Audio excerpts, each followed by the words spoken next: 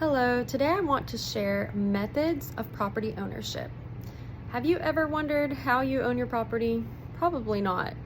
But an attorney is going to have to think about this because there are issues that can arise in the method of property ownership.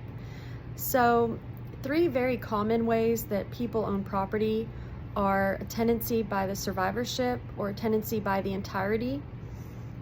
Number one. Number two would be a tenant in common, and another one is a life estate.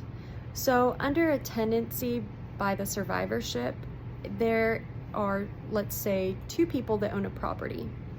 Upon the death of one person, the survivor takes all. And this is very common in Arkansas.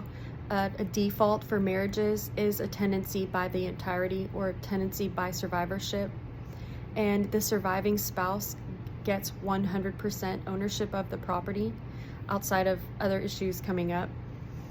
If the surviving spouse does not have their name on the deed to the property, it's very important for them to bring this up by opening up a case or by claiming their interest within 7 years, because if they don't do it in the 7 years time, it will expire and they lose their claim in the property. A second way property is commonly owned is a tenancy in common. A tenancy in common gives each owner an equal percentage ownership in the property, and this ownership can be sold. So let's say Sally has 3 children and she gives them her property as a tenancy in common. Well, these 3 children get along for a few years, but then one year the oldest child says, I want to sell my interest, I want to make some money, and he sells his interest. It leaves the other 2 children as equal owners with the new person, and this can cause trouble. And we won't get into all of that, but it could also be a beneficial way to own property. And finally, there is a life estate.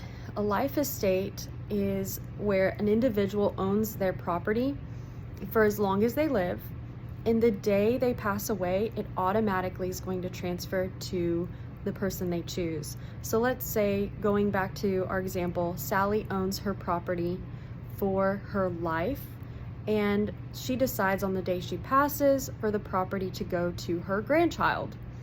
Well, the day she passes away, Sally's property goes to her grandchild. And here's a bonus just for fun. Another way of owning property is under a condition, or if there's a covenant. Let's say Farmer Brown has 60 acres and he only wants this property to be used as farmland. So when he conveys the property, he includes a condition that says, if this property is ever used as anything other than farmland, the property will automatically return to me. Or another way he could write the condition is, if this property is ever used as anything other than farmland, then the property will go to such and such person or to such and such institution. These conditions are can come up as surprises years down the road if someone breaks the condition. There are also land covenants that are you're buying a lawsuit if you break that covenant. So it's important really in commercial real estate transactions, but it's also just interesting to note, how do you own your property? Just in case there's a covenant or a condition that you shouldn't break.